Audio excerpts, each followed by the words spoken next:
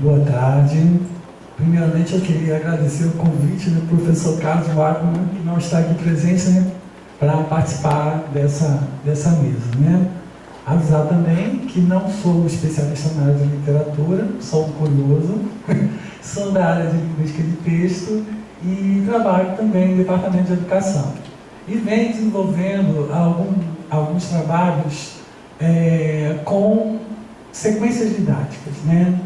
Sequência didática, e sempre trabalho com sequência didática com textos ficcionais.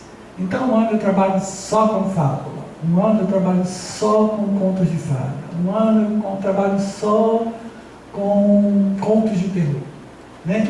Então, eu tenho algumas experiências nessa área e a gente trabalha geralmente com turmas do 5º e do 6º ano, né? E minha inserção no trabalho com sequência didática, eu criei uma ponte com a linguística de texto e com o ISD, que é o interacionismo sociodiscursivo. Então, hoje o que eu vou tentar conversar com vocês aqui é sobre uma proposta, né, um enfoque pedagógico de leitura de conto e terror em uma abordagem sociodiscursiva, baseada na teoria do Broncar, né? E aí a gente tem um desafio, né? O primeiro desafio é relacionar literatura, linguística e uma teoria didática, né? Para pensar como é que se dá essas relações, porque a gente tem falado muito em interdisciplinariedade, né? Mas a gente tem feito muita interdisciplinariedade assim, literatura e história, literatura e filosofia, literatura em outras áreas tão distantes, e às vezes a prática em si não faz essa relação, né, com a vizinha, né, que é a língua portuguesa, com a linguística de texto, né? Então, a minha ideia aqui é pensar nessa conversa entre a linguística textual, ou a linguística de texto, a literatura e o papel da didática nessa relação aí, porque é isso que nos interessa. E eu trouxe para essa discussão uma proposta, uma experiência com um conto de terror de Edgar Allan Poe, Gato Preto. Então a gente vai, de alguma forma, estar discutindo isso. Essa experiência surge lá no PIBID, mas também teve uma perna no Prof. Letras, que eu dou a disciplina Texto e Ensino. Então, todos leram um conto de terror e fizeram uma relação a partir do ISD ou da linguística de texto. Então, a gente, de alguma forma, tem uma discussão bastante grande. E a gente vê que há possibilidade que esse casamento é um casamento que pode dar certo. A gente pode trocar. Então, o objetivo dessa apresentação é descrever o processo de investigação sobre a possibilidade de construção de uma sequência didática com contos de terror, escritos por Edgar Allan Poe, em classes de ensino fundamental de 5º e 6º ano, de acordo com os princípios teóricos e metodológicos propostos pelo interacionismo sociodiscursivo, Doravant e ISD. Para isso, nós vamos ancorar, então, a pesquisa nesses 3 eixos que eu comentei. A gente já tem como problema aí, né, um pequeno problema, pode trocar, né, essa separação, né, entre língua portuguesa e literatura, né? A gente tem lá aula de gramática, produção de texto, focado na tipologia de texto, de gênero textual, e geralmente quando a gente pensa no estudo da literatura, a gente pensa história da literatura em diferentes contextos, correntes literárias, estilo de linguagem, estrutura dos gêneros literários e horizonte de expectativas e algo mais coisas, evidentemente, né?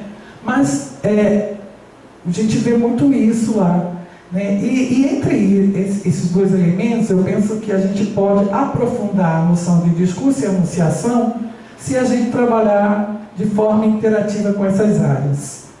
De forma que, nesse trabalho, eu vou, então, assumir uma perspectiva interdisciplinar, linguístico-discursiva e pedagógica. Vou tentar fazer uma relação aí com algumas contribuições que eu considero importantes para se pensar a construção de uma sequência didática com conto de terror, né? Lógico, para eu fazer uma sequência didática com conto de terror, eu preciso de autores de estudiosos do conto de terror no campo da literatura.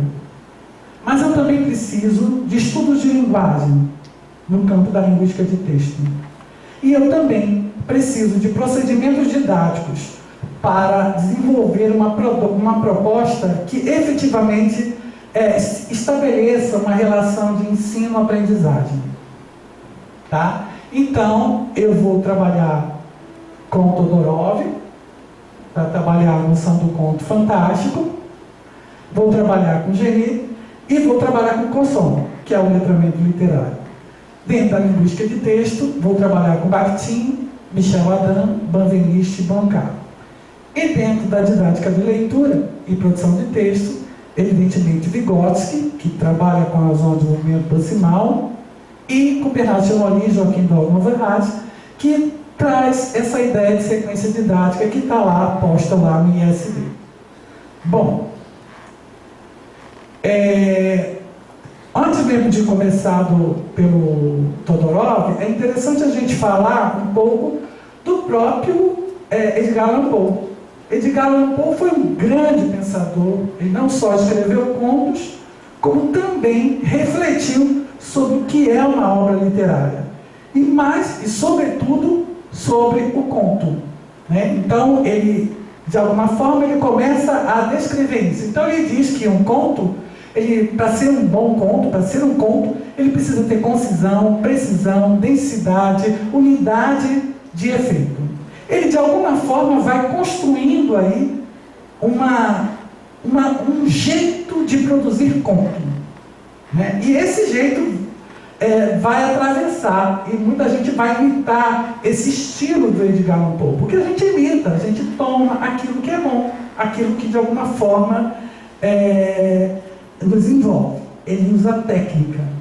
Então, ele tem aspectos muito interessantes que vale a pena a gente, então, observar.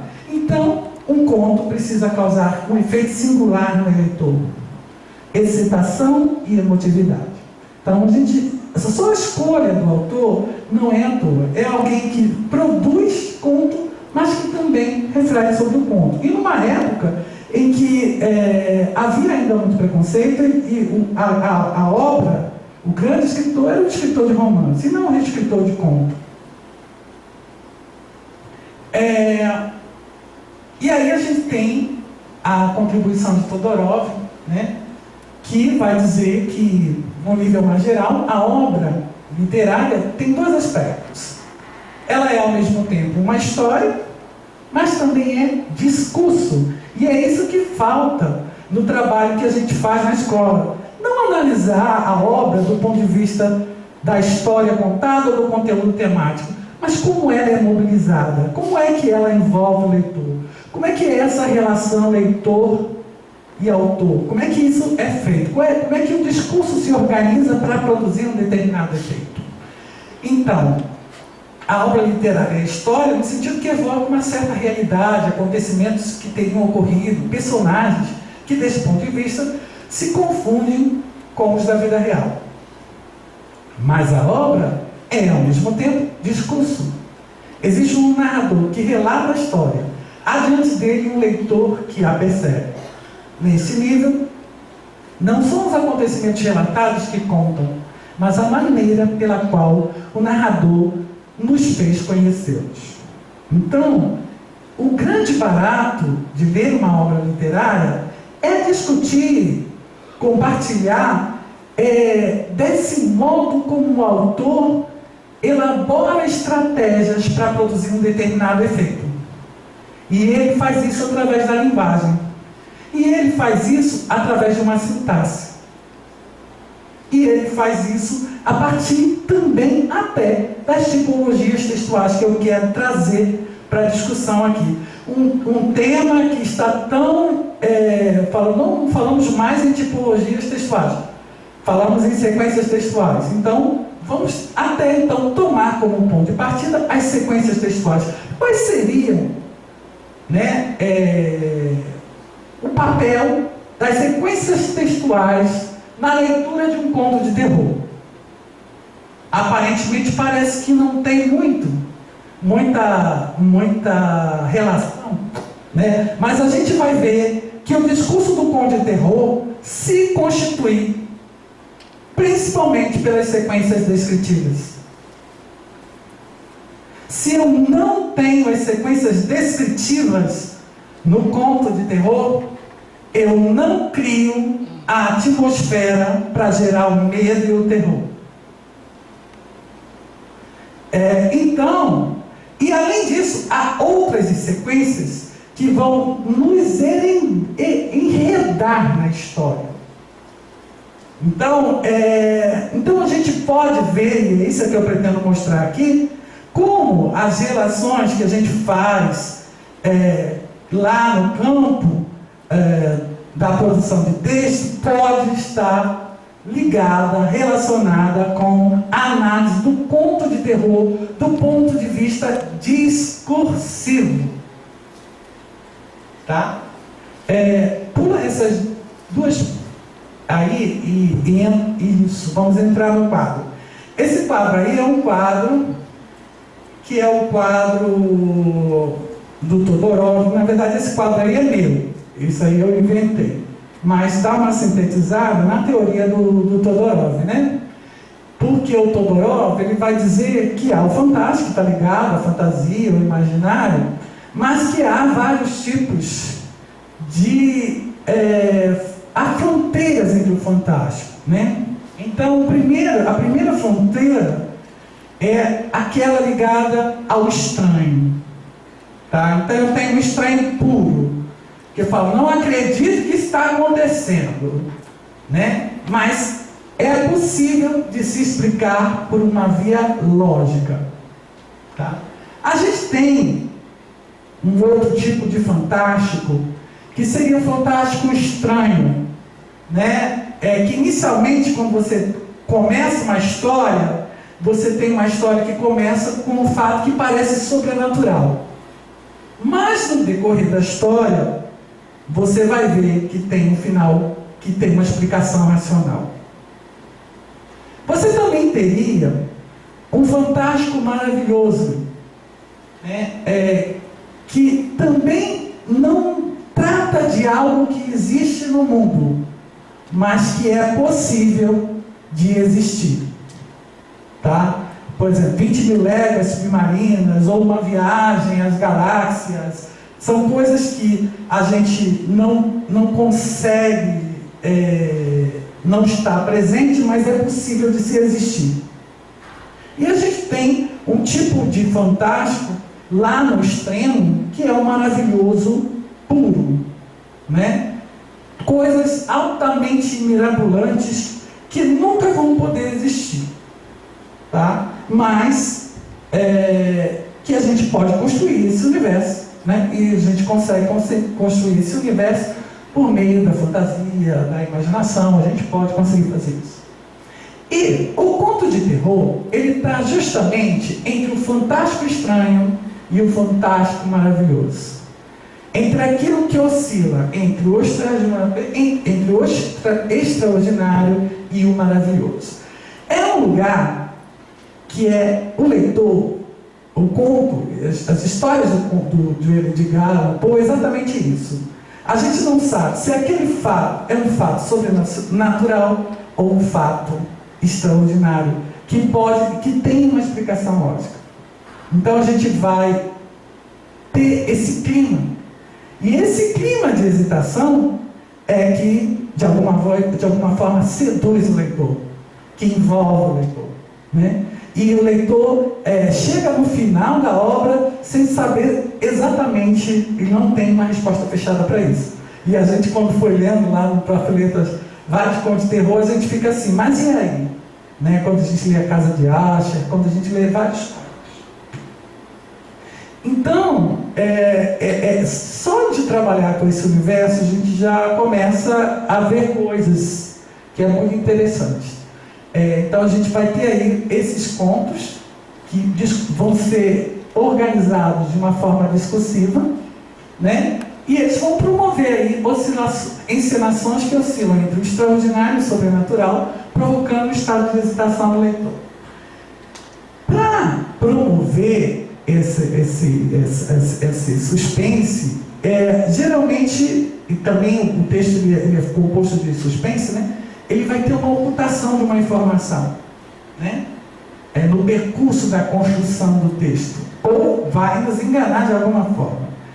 Por exemplo, o gato preto é uma coisa muito interessante, porque quando a gente lê o título Gato Preto, a gente pensa logo no bicho que dá azar,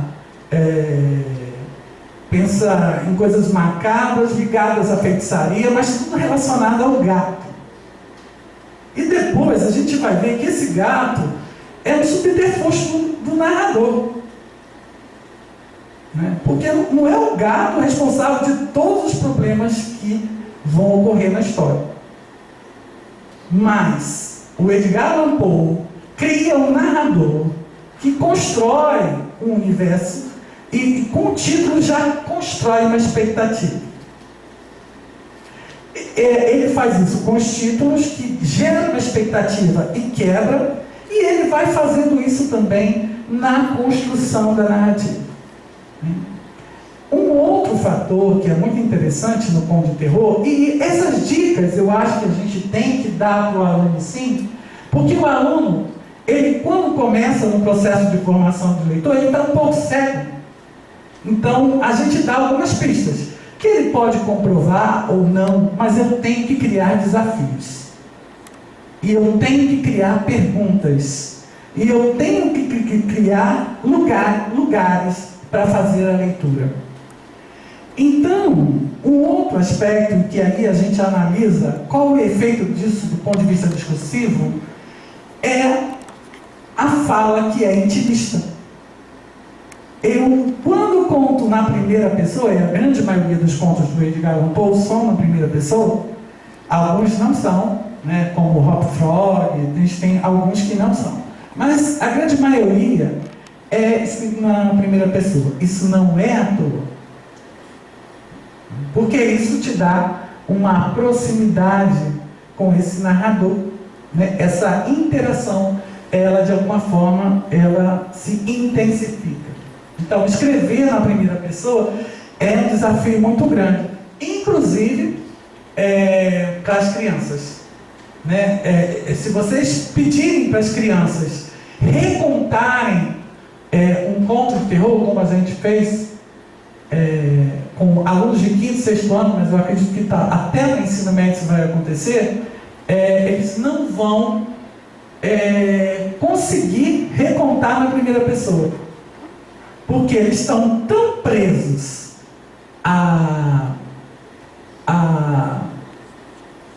ao modo como se conta na terceira pessoa e a sequência de ações, que quando a gente pensa em conto de terror, a gente pensa nas sequências de ações macabras que tem. Tanto é que quando a gente leva um conto de terror para as crianças, eles falam assim, mas isso daqui não tem aquele terror que a gente não dá nem medo desse negócio aqui.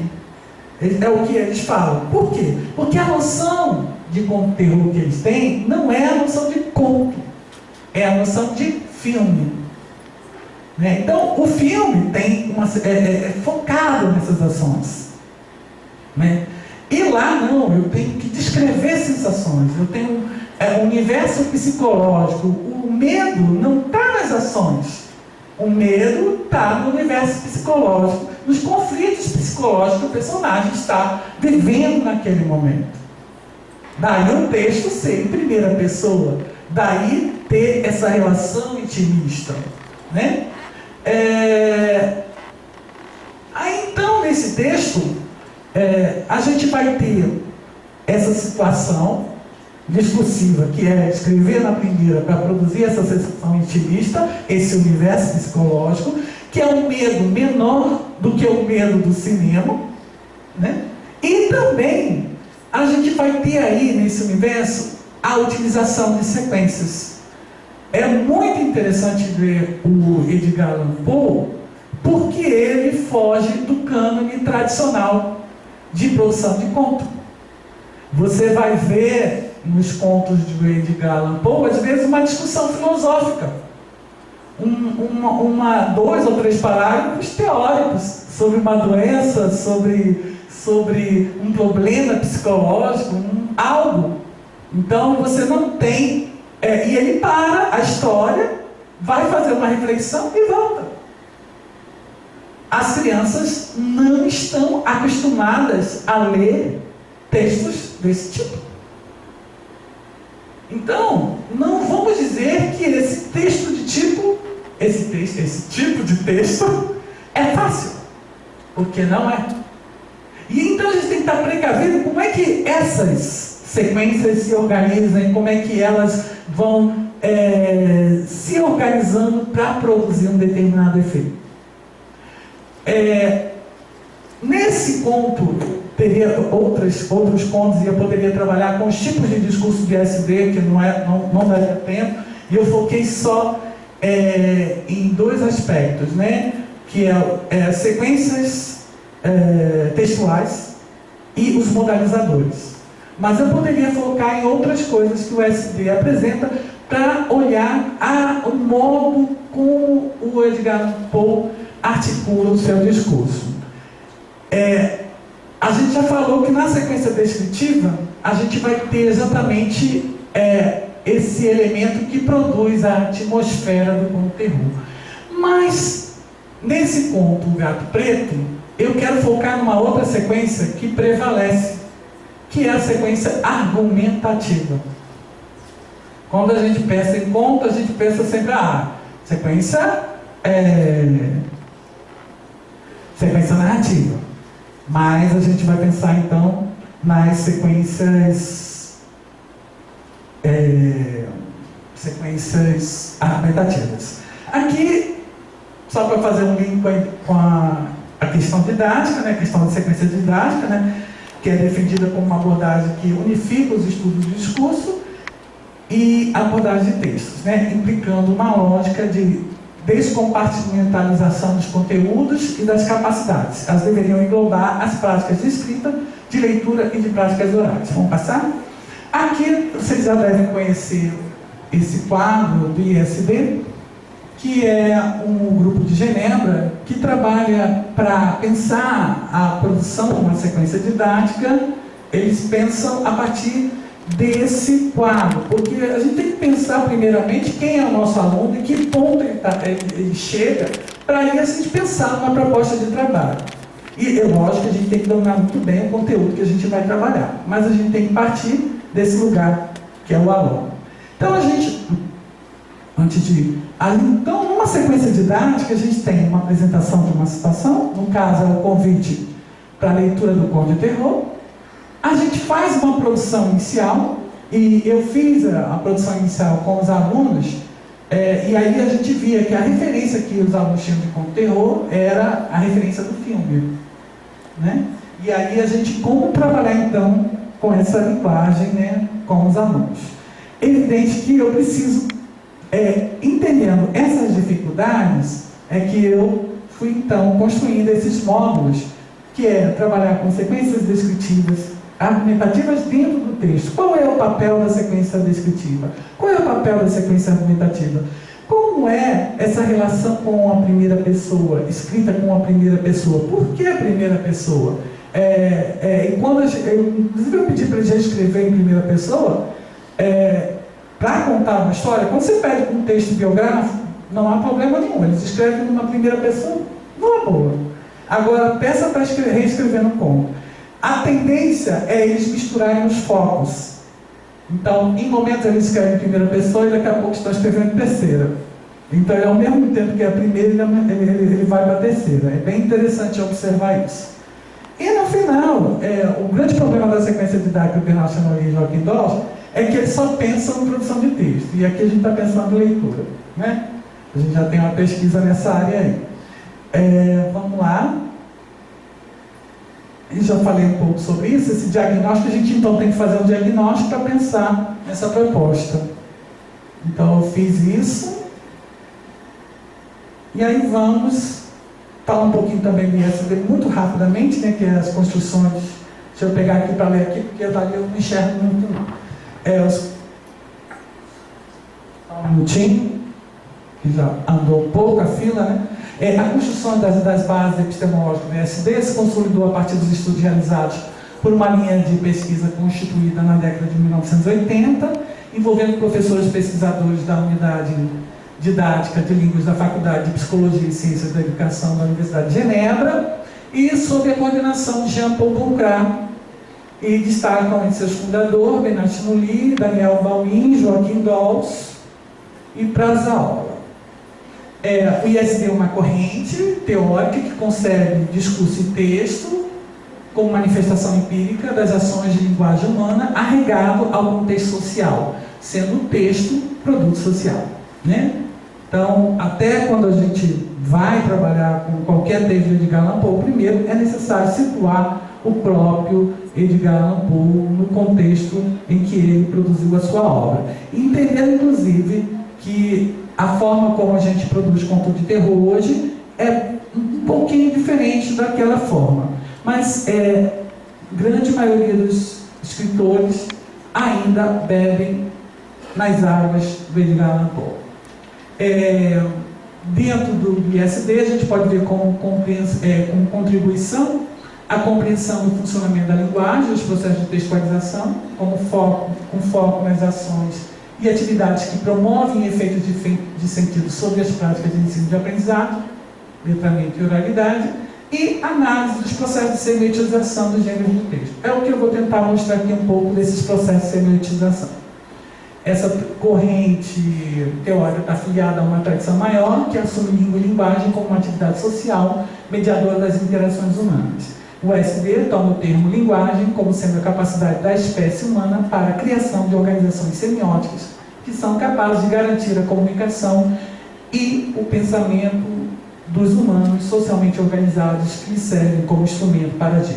Toda vez que nós falamos, nós desenvolvemos algum tipo de ação. O ano passando para outro, a gente vê aí, quando a gente vai trabalhar com uma sequência didática, a gente tem que trabalhar aí com essas capacidades aí. As capacidades de ação, as capacidades discursivas e as capacidades linguístico-discursivas, né? No campo da capacidade de ação, é a contextualização do autor. No campo das capacidades discursivas, a gente tem o plano do texto, que antigamente o Van Dijk chamava de macroestrutura. Então a gente tem que ter essa macroestrutura. Quando a gente não tem a visão global do texto, às vezes fica difícil a gente analisar uma determinada parte. Aí a gente tem os tipos de discurso, que eu não vou falar aqui, mas a gente tem os tipos de discurso teórico, narrativo, relato interativo, onde tem uma sequência aí. E a gente tem as sequências textuais e a relação com o contexto. É isso que eu vou focar, porque não teria como focar todos esses aspectos da teoria. E na capacidade linguístico-discursiva, a gente teria dois processos, né? A gente teria os mecanismos ligados à textualização, coesão verbal e coesão nominal, que também hoje a gente chama de iniciação, quando fala de coesão nominal, e posicionamento enunciativo, que são os mecanismos de manutenção e coerência pragmática. Esses dois elementos, a tipologia, as sequências tipológicas e os mecanismos enunciativos, é que eu pretendo mostrar no gato preto. Agora sim, então nós vamos. Essa aí é a infraestrutura do ISD, que eu já falei. Pode passar. Aí a gente tem, então, o nosso objetivo dentro do ISD, podemos passar, porque senão não vai dar tempo. E aí a nossa hipótese é que a compreensão dos mecanismos que geram efeito suspense e pavor, no conto de terror, o gato preto, decorre da produção da relação entre sequências narrativas, descritivas e argumentativas e um modo de organização dos modalizadores, que em alguns momentos se apresentam de maneira vaga e em outros momentos de maneira veemente. Então, às vezes o narrador vai contar a história de uma maneira vaga, justamente para provocar a imprecisão e gerar aquela proposta que o Todorov falou, sentimento de hesitação, né? Isso é real, não é real? A gente fica meio em estado de hesitação num determinado momento por conta exatamente desses modalizadores. Mas esses modalizadores também nos ajudam a entender um propósito comunicativo. Daí, inclusive, entender toda a trama da história a partir dos modalizadores. O que eu vou tentar mostrar aqui para vocês é a importância dos modalizadores para para a leitura desse texto. Tá? Então, a gente teria aí, eu acho que eu não consigo ler ali porque ali fica escuro, né? E eu enxergo mal. Deixa eu ver aqui. Tá, a gente tem os mecanismos de não dá para ler. Os mecanismos enunciativos de modalização. Os mecanismos enunciativos de enunciação são aqueles responsáveis pela coerência pragmática, né? Já falei um pouco sobre isso. Pega só o quadrinho dos três aí, mais um. Aí, então, qual é o papel dos modalizadores? Os modalizadores caracterizam os tipos de ato e fala, revelam maior ou menor grau de engajamento do falante em relação ao conteúdo proposicional, apontam as conclusões para as quais os diversos enunciados podem servir de argumento e selecionam encadeamentos capazes de continuá-los. E as sequências textuais, sabe? Elas estão ligadas ao texto, elas organizam e elas vêm em fases, né?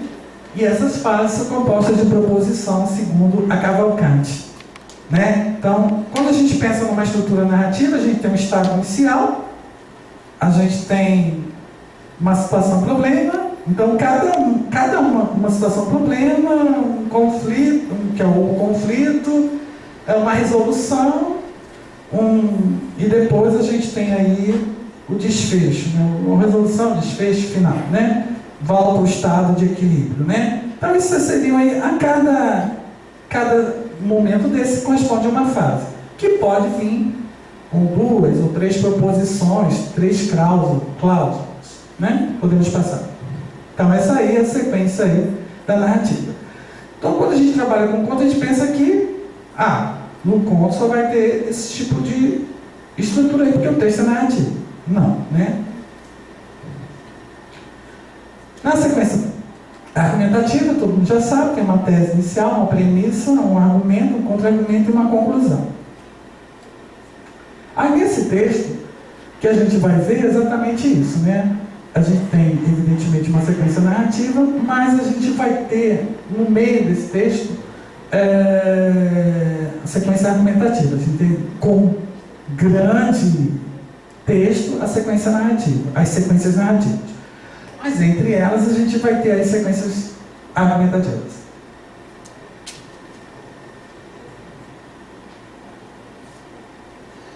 Então, todo mundo conhece a história do Gato Preto? Então, a história, né, de um moço que naquele momento parece que está sendo condenado à morte, que ele diz que ele vai morrer, talvez morra no dia seguinte, e que ele quer contar alguns casos que ele chama de acidentes domésticos, né? Então, ele vai defender uma tese. Fui condenado à morte injustamente, pois o que fiz não passou de um acidente doméstico. Essa é a tese. Tá? Não sou louco e sou vítima do demônio da perversidade e do gato preto.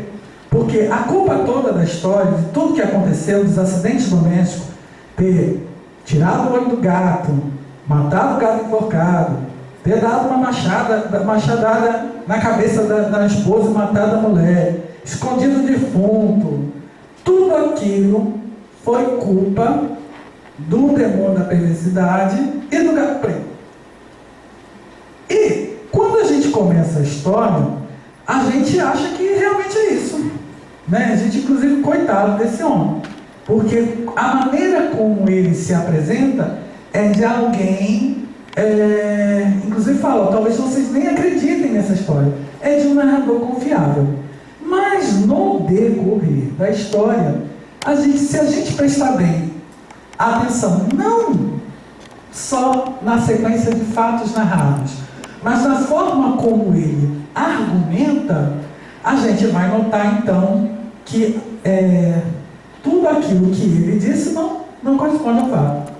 E essa viagem, não só de levar os alunos para a leitura desse conto, para pensar a sequência de ações que são narradas, mas também a forma como o texto é argumentado, como se dá o processo de argumentação, é que faz o Gato Preto ser a obra que é. Então, lá no primeiro momento, não espero, nem peço que dê crédito, a história sumariamente extraordinária e, no entanto, bastante doméstica que vou narrar. Né? Louco seria eu se esperasse tal coisa, tratando-se de um caso que os meus próprios sentidos se negam a aceitar. Não obstante, não estou louco e, com toda certeza, não sonho. Mas amanhã posso morrer e, por isso, gostaria, hoje, de aliviar o meu espírito. Meu propósito imediato é apresentar ao mundo, clara e sucintamente, sem comentários, uma série de simples acontecimentos domésticos. Então, tudo isso que ele fez, ele vai chamar de acontecimentos domésticos, coisas naturais. Né? Então, a gente já tem aí, inclusive, alguns adjetivos, né, que vão mostrar uma visão e um modalizador, né, um modalizador apreciativo, né, acidente doméstico, não é qualquer... Na visão do narrador, é um acidente doméstico. Isso aí é um modalizador. Isso, no final da história, demonstra o caráter desse sujeito. Porque se tudo que ele fez não passa de um acidente doméstico, isso revela uma posição desse narrador. Então, a gente tem como premissa, se a gente olhar o texto como um texto argumentativo, que o narrador, personagem, afirma que não está louco e que a razão de ser sua condenação refere-se a acidente doméstico. A culpa das ações do terror do personagem estão atrelados o Gato Preto, chamado Plutão, e o demônio da perversidade. Plutão também é o nome do deus...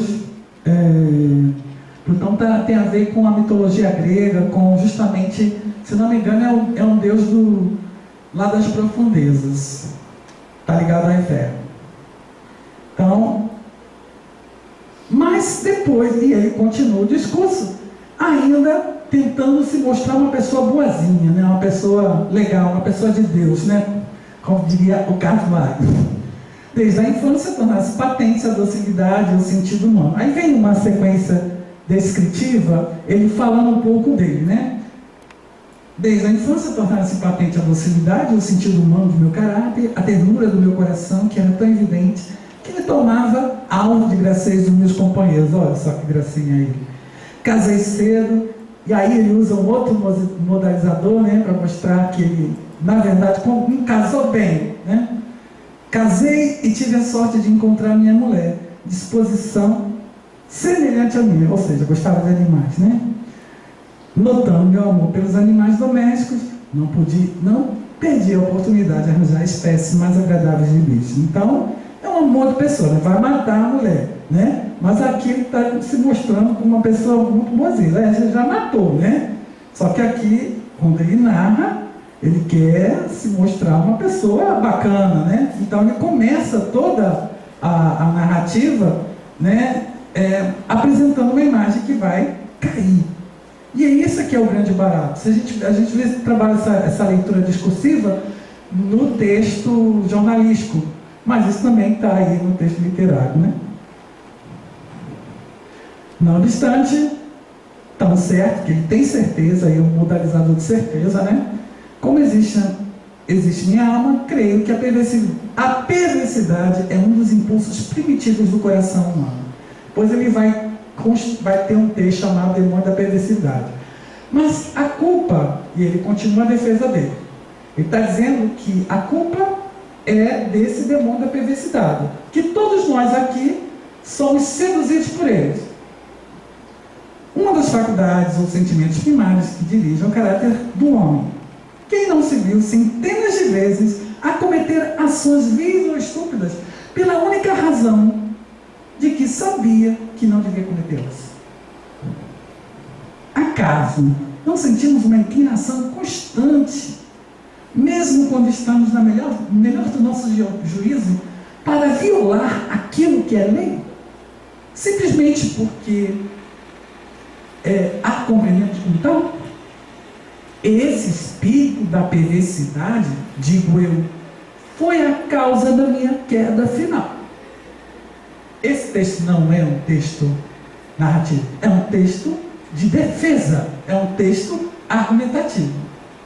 Então ele vai trabalhar aqui com a ideia de que a culpa é da perversidade, é do gato preto.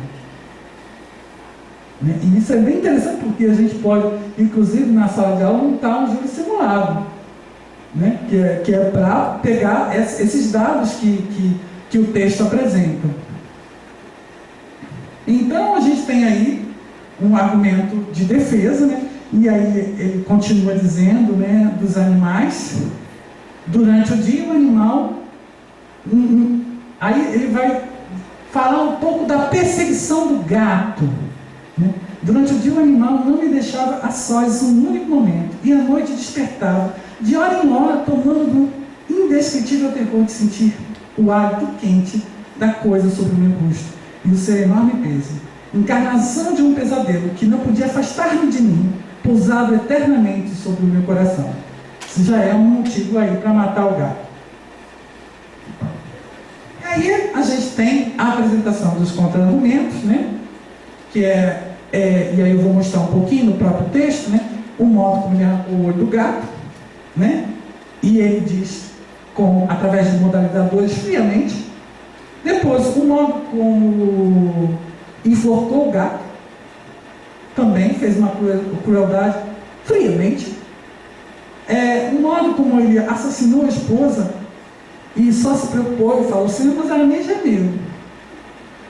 O modo como planeja a ocultação do cadáver, que a preocupação não é com a esposa, mas é o modo como eu vou esconder o corpo. O modo como vive depois do assassinato, sem culpa nenhuma. E o ódio do gato por ter revelado a ocultação do corpo, né? Quando os guardas descobrem que o gato só estava emparedado. O gato e a esposa estavam emparedados. Aqui então, eu tenho, só para mostrar o papel dos modalizadores, né? Eu tenho aqui uma sequência, né? Quando ele vai então tirar o olho do gato. Ainda é bem interessante o modo como o Edgar Allan Poe utiliza a linguagem.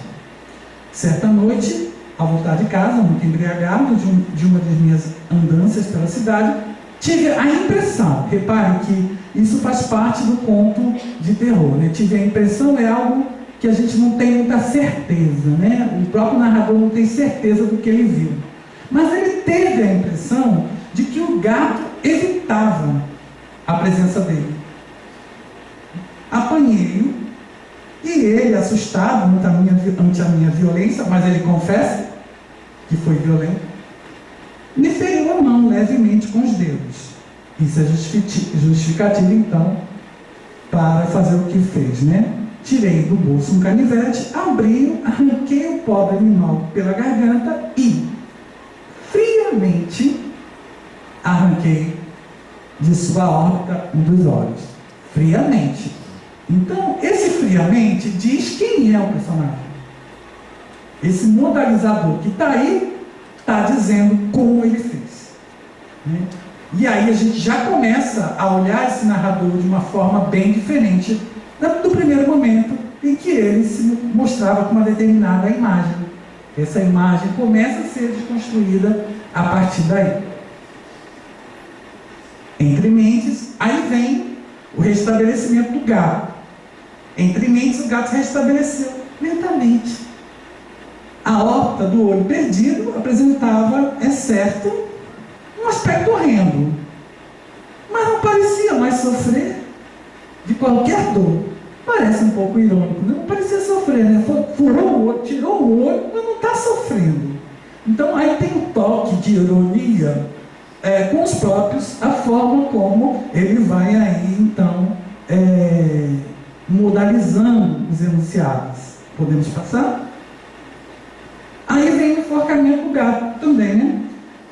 Uma manhã, a sangue frio, olha o modalizador, a sangue frio, meti-lhe um nó corredio em torno do pescoço, enforquei no galho de uma árvore. Fio, com os olhos cheios de lágrimas, com o coração transbordante do mais amargo remorso. É irônico, né? Porque ao mesmo tempo que ele diz que é friamente, ele fez com os olhos cheios de lágrimas.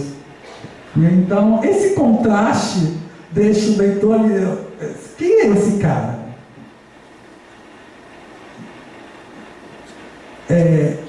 Repare que ele usa friamente, sangue frio, demonstrando aí a pessoa que é, e depois então vem o incêndio da casa, que eu não vou...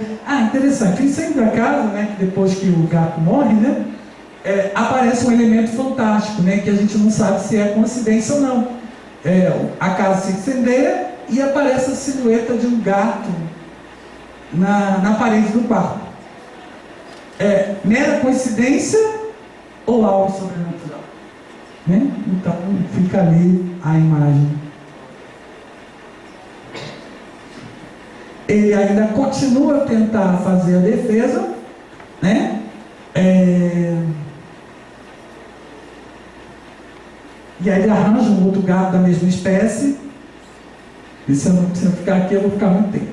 O gato. Aí depois a gente tem o assassinato da esposa, que é muito interessante a forma como ele relata esse assassinato, né? Através dos modalizadores. O gato seguiu-nos e quase fazendo-me enrolar na escada abaixo. Me exasperou a ponto de perder o juízo, porque ele foi para matar o gato, né?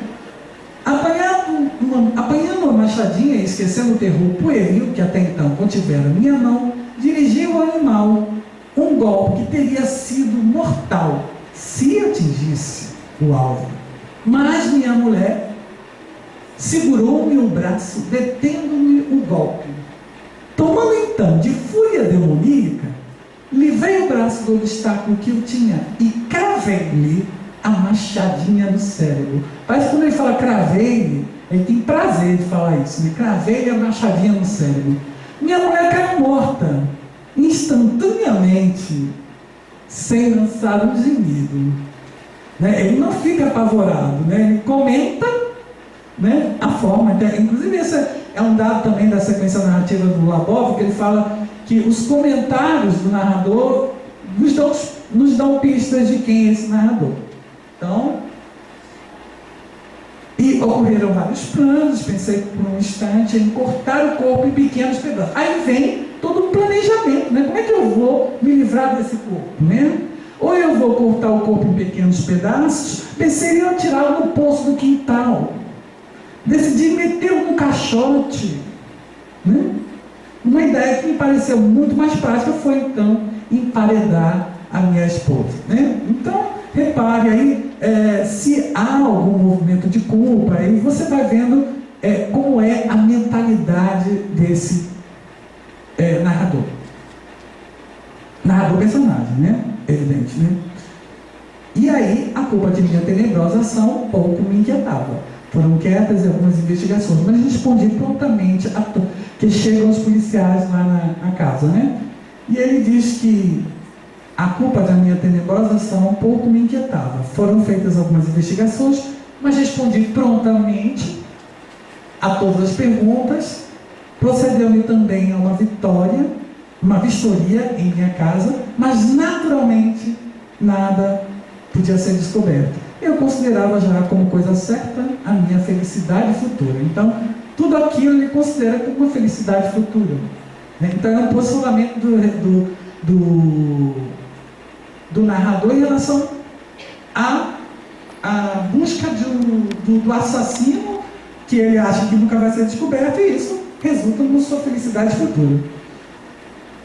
E aí, continua, né? Só que os policiais pediram que o acompanhassem em sua busca, não deixaram de esquadrinhar um canto sequer a casa, desceram novamente ao porão, não me alterei. Repare novamente o modalizador para dizer que não tem preocupação nenhuma. Meu coração batia calmamente, como de um inocente. Então ele o tempo todo vai falando como é que é o comportamento dele, a maneira como ele se porta diante dos fatos de uma contravenção. A polícia estava inteiramente satisfeita e preparava-se para sair. O júbilo que me inundava o coração era forte demais para que pudesse contê-lo. Ficou uma alegria incrível, né?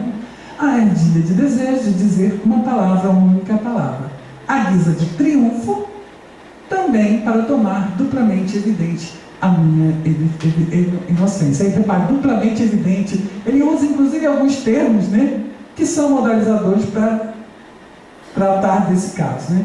Essas paredes, senhores, aí ele vai, como os policiais não encontram nada, ele resolve tirar uma onda, né? Então, essas paredes, senhores, já se vão, essas paredes são de grande solidez. Nessa altura, ele vai comentar a atitude dele. Movido por pura e frenética fanforronada, bati com força com a bengala que tinha na mão, justamente na parte da parede atrás da qual se achava o corpo da esposa do meu coração. Chega a ser irônico, esposa do meu coração. Então ele vai usando também alguns termos que são interessantes, e aí é o desfecho da história, né? Que é os policiais quebram a parede e encontram a moça morta junto com o gato na cabeça, né? O cadáver já em adiantado estado de decomposição, coberto de sangue coagulado, apareceu ereto aos olhos dos presentes. Sobre sua cabeça, com a boca vermelha dilatada e um único olho flamejante, achava-se pousado o animal odioso, cuja astúcia me levou ao assassino e cuja voz reveladora me entregava ao carrasco. Eu havia emparedado um monstro dentro da tumba, né? Então ele vai qualificando, ele vai mostrando aí. Então o que a gente percebe aí, né? Então a gente observou que o texto, além de contar uma história, ele também apresenta traços argumentativos. E quando a gente só foca na sequência de ações do texto, desconsiderando as sequências, você poderia mostrar um pouco mais das sequências descritivas, poderia mostrar um pouco mais